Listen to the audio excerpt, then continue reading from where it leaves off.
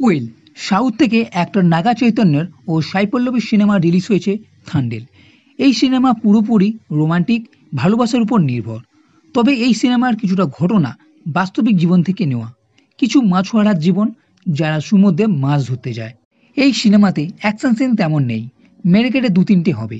তবে যেটা আছে সেটা হলো ভালোবাসার তীব্রতা ও গভীরতা।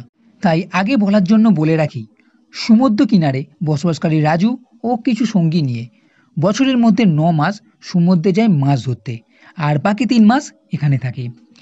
এখানে রাজু ও সত্যা ছোটবেলা থেকেই ভালোবাসে, কিন্তু অতীতে এমন কিছু ঘটনা ঘটেছিল ও বর্তমানে এমন কিছু ঘটনা ঘটে যার জন্য সত্যা এখন আর চায় না রাজু সমুদ্রে মাছ ধরতে যাক। এই নিয়ে সত্যার দিক থেকে সম্পর্কে কিছুটা ফাটল আসে। রাজু সমুদ্রে মাছ ধরতে যায়, কিন্তু দুর্ভাগ্যবশত রাজুর টিম সমুদ্রে পাকিস্তানের কোস্টগার্ডের হাতে বন্দী হয়ে যায়। এইবার রাজু ও তার দলবল কিভাবে ভারতে আসবে ও সত্যা এখানে কি বড় ভূমিকা নেবে, তার জন্য আপনাকে সিনেমা দেখতে হবে। সিনেমার ফার্স্ট হাফ পুরোপুরি ভালোবাসার উপর নির্ভর।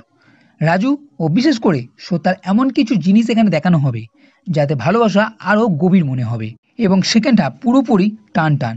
এখানে এমন কিছু সিন আছে যেখানে ফাইটের সঙ্গে কিছু টুইস্টও আপনি দেখতে পাবেন, বিশেষ করে পাকিস্তানের জেলের কিছু ঘটনা।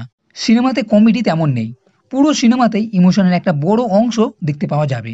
প্রেম প্রসঙ্গ ও সত্যার দিক থেকে ছাড়ার যে ঘটনা ও দুজনের যে কেমিস্ট্রি দেখানো হয়েছে, তার জন্য ডাইরেক্টরকে বাহবা তো দিতেই হবে।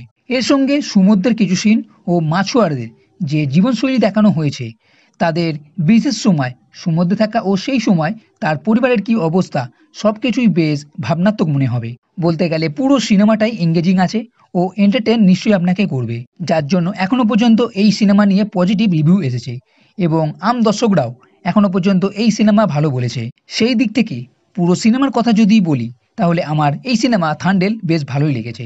তাই যদি আপনি অ্যাডভেঞ্চারের সঙ্গে রোমান্টিক সিনেমা দেখতে চান, তাহলে এই থান্ডেল সিনেমা নিশ্চয়ই দেখে নিন।